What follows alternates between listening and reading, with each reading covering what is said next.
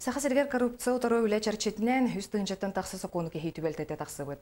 Бу қайысқаға үле түмігінен ағыс үстін тақсы кехеп бетнеске тардылынна, еті туғынан бүгін Саха Республикатын прокуратуратын коллегиятыгар ехетінерділер.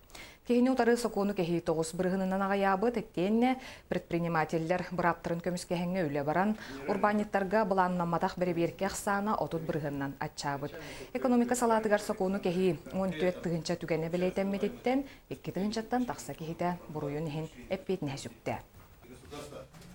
2015 жылга прокурордар Жон Камнас ылар брабын саконы саңситейлик оглар браптарын көмүскәтлер экономика айылга карыста булна өттүгөр күскөрүләтлер онны колубна жайы утары үлегиттилер.